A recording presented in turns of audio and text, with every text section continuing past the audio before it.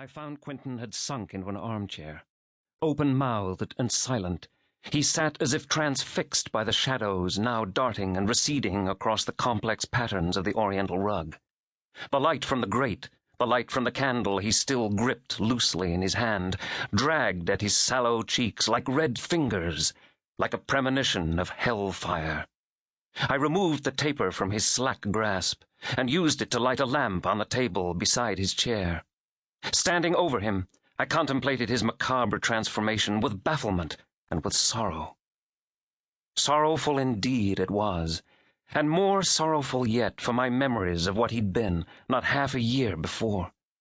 Then, in my rooms in town, we had sat, like the schoolfellows we lately were, casually flung over chair and settee, debating long into the night with all the gay ferocity of old.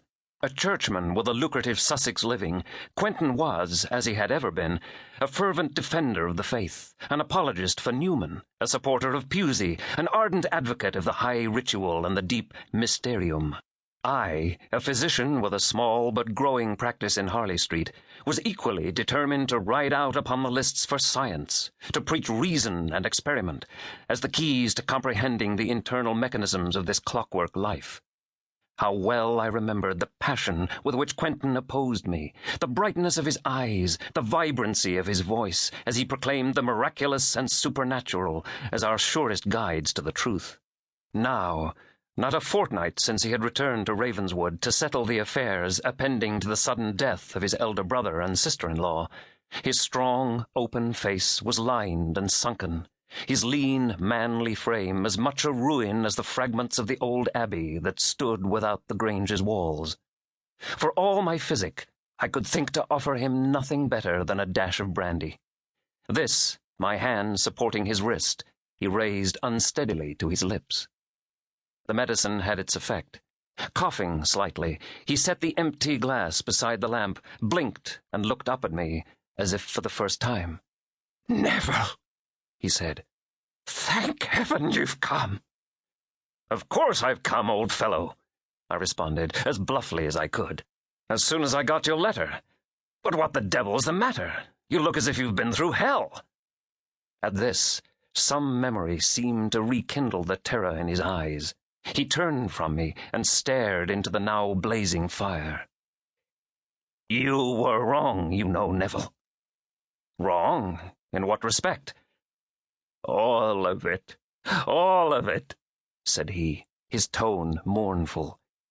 "There is a world beyond the world we know. There is a world beyond, and it's... But he did not, could not, finish. Rather, lifting his face once more, he showed to me an expression of such pitiable horror that no further utterance was necessary. "Neville," he whispered then, galvanized suddenly, leaning towards me urgently. "Neville, I have seen it. I have seen her." "Her? Who?" I said sharply. I was moved to irritation by the chill that had begun to edge up my spine. "What the devil are you talking about? Whom have you seen?" With that, the energy seemed to drain out of him. The poor fellow subsided weakly in his chair, his chin sunk on his chest, his features limp.